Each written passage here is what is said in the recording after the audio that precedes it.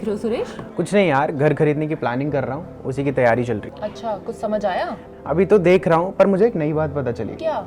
यही कि घर खरीदने पर टैक्स देना होता है। अच्छा, तुमने और तुम्हारे पति ने तो अभी घर खरीदा था ना, तुम्हें तो नॉलेज होगी इस बात की। यार मुझे इस बारे में ज्यादा आइडिया नहीं है, मेरे पति पंकज को पता होगा। तुम एक काम क्यों नहीं करते, इस संडे घर आ जाओ, बात भी कर लेंगे और चाय नाश्ता भी साथ में हो जाएगा। ठीक है। हाय सुरेश, हाय, कैसे हो? मैं बहुत बढ़िया। मैं और पंकज कब से तुम्हारा वेट कर रहे हैं, आओ अंदर आओ। और पंकज कैसे हो? हाय सुरेश, तुम कैसे हो? मैं बहुत बढ़िया।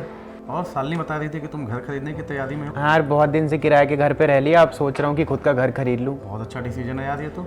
पर जब मैं घर देखना शुरू किया तो मुझे लगा, इस पे दिखा बहुत सारे टैक्स लगते हैं इस पे। हाँ यार, ये तो मुझे भी पता चला बाद में, जब मैं घर ले रहा था तो मुझे ये पता चला कि घर के कॉस्ट के अलावा कई सारे कॉस्ट इसमें इंक्लूड होते हैं। साथ में आपके फ्लैट के दाम में जो है जीएसटी भी इंक्लूड होता है। मेरा तो पूरा बजट गड़बड़ हो गया, बाकी कई लोगों से मुझे तो कर्ज लेना पड़ा, मतलब मेरे ऊपर कई सारे कर्ज हो गए। જોયું તમે પંકજને ઘર લેવામાં કેટલી મુશ્કેલીઓમાંથી પસાર થવું પડ્યું।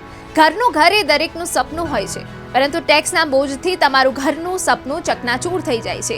ભારતમાં સામાન્ય રીતે લોકો લાંબા ગાળાની લોન લઈને ઘર ખરીદતા હોય છે। ફ્લેટ ખરીદો કે મકાન કે પછી જમીન, ડગલે ને પગલે તમારે ટેક્સ ભરવાનો થાય છે। સૌથી પહેલા ઘર ખરીદવા કે બનાવવા પર લાગતા ટેક્સ વિશે જાણી લઈએ।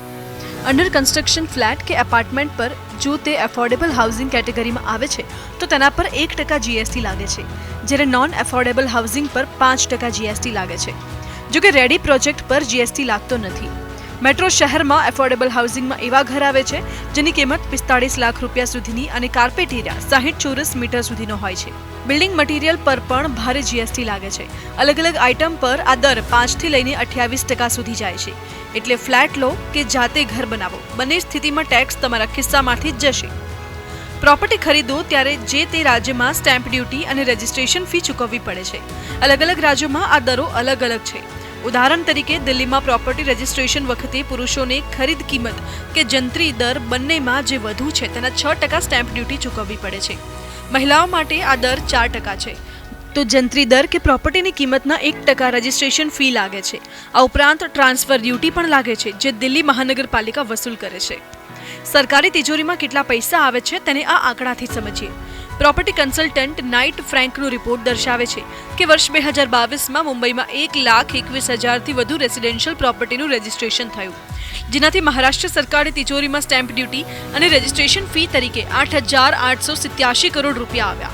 તો 50 લાખ રૂપિયાથી ઉપરની પ્રોપર્ટી ખરીદવા પર કુલ કિંમતના 1% રકમ ટીડીએસ સ્વરૂપે આવકવેરામાં જમા કરાવવાની હોય છે। જો તમે હોમ લોન લો છો તો processing fee, technical fee, legal fee પર બેંક જીએસટી વસૂલે છે। ઘર ખરીદ્યા બાદ તેમાં રહેવા પર પણ ટેક્સ ચૂકવવો પડે છે।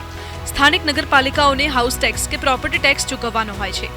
તેનો ઉપયોગ રોડ રસ્તાનો વપરાશ, sewage system, park, street light જેવી કોમન યુઝની સુવિધાઓના નિર્માણ અને સમારકામ માટે કરવામાં આવે છે। જમીનના કેસમાં હાઉસ ટેક્સ નથી લાગતો। આ ઉપરાંત વોટર ટેક્સ પણ ભરવો પડે છે। જો તમે હાઉસિંગ સોસાયટીમાં રહેતા હોવ અને મેન્ટેનન્સ ચાર્જ તરીકે દર મહિને 7,500 રૂપિયાથી વધુ રકમ ભરો છો તો મેન્ટેનન્સ ચાર્જ પર 18% જીએસટી લાગશે। ઘર વેચવા પર પણ ટેક્સથી મુક્તિ નથી મળતી। ઘર વેચવા પર કેપિટલ ગેઇન ટેક્સ લાગે છે। જો મકાન 2 વર્ષ કે તેથી વધુ સમય પોતાની પાસે રાખીને ત્યારબાદ વેચવામાં આવે તો નફાને લોંગ ટર્મ કેપિટલ ગેઇન માનવામાં આવશે। નફા પર ઇન્ડેક્સેશન બેનિફિટ બાદ 20% ટેક્સ લાગશે। તો 24 મહિના પહેલા મકાન વેચ્યું હશે તો શોર્ટ ટર્મ કેપિટલ ગેઇન ગણાશે। આ ગેઇન વ્યક્તિની ઇન્કમમાં ઉમેરાશે અને ટેક્સ સ્લેબના હિસાબે ટેક્સ ચૂકવવો પડશે। Long term capital gain tax ત્યારે જ માફ થઈ શકે જ્યારે વેચાણના 2 વર્ષની અંદર તમે બીજું ઘર ખરીદો। નિર્માણની સ્થિતિમાં ઘર 3 વર્ષની અંદર બની જવું જોઈએ। कोई ट्रांसफर टैक्स है, कोई और दूसरे टैक्स है, सब मिला मिलू के करीब 25% प्रॉपर्टी में टैक्सेस का रुझान है। और जब बेचते भी हैं तो 20% उस पर कैपिटल गेन भी देना पड़ता है। अगर आप 30% के स्लैब में और आपको शॉर्ट टर्म कैपिटल गेन हो गया तो आपको 30% का रेट इनकम टैक्स का लगता है। और जहां तक रजिस्ट्रेशन का चार्जेस का सवाल है, वो भी बायर को ही देने पड़ते हैं। तो इतने हाई टैक्सेस में मेरे ख्याल कहीं 25% आप किसी 30 लाख की, 50 लाख की या 1 करोड़ की प्रॉपर्टी समझ लीजिए, 25%, 25 लाख तो टैक्सेस के रूप में दिए जाते हैं। मेरा यह मानना है कम से कम टैक्सेस को 50% की टोटल टैक्सेस कहीं ना कहीं 50% रिड्यूस कर लेने चाहिए। और जब कोई आदमी पहला घर खरीदता है खास तौर से, तो उसको कम से कम ट्रांसफर के चार्जेस में बहुत बड़ी रियायत और जीएसटी के चार्जेस में बहुत बड़ी रियायत उसको देनी चाहिए। હવે તમે સમજી ગયા હશો કે ટેક્સનું ચક્ર ઘર ખરીદવાથી લઈને તેમાં રહેવા અને તેને વેચવા સુધી ચાલ્યા કરે છે। ટેક્સ બચાવવા માટે પણ બીજું ઘર ખરીદવું પડશે કે બધા ટેક્સ ફરીથી ભરવા પડશે?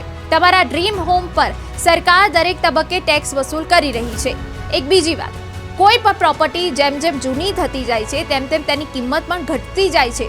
સ્વાભાવિક છે કે નવા મકાનની સરખામણીમાં બિલકુલ તેવા જ જૂના મકાનની કોસ્ટ ઓછી હશે।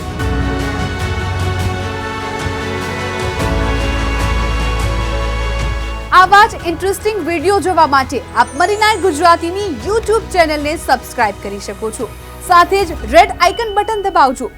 એટલું જ નહીં, મની 9 ગુજરાતીના ફેસબુક પેજને પણ આપ લાઈક કરી શકો છો અને ટ્વિટર અને ઇન્સ્ટાગ્રામ આ બંનેને ફોલો કરવાનું ના ભૂલતા, કારણ કે સમજ છે તો સહજ છે।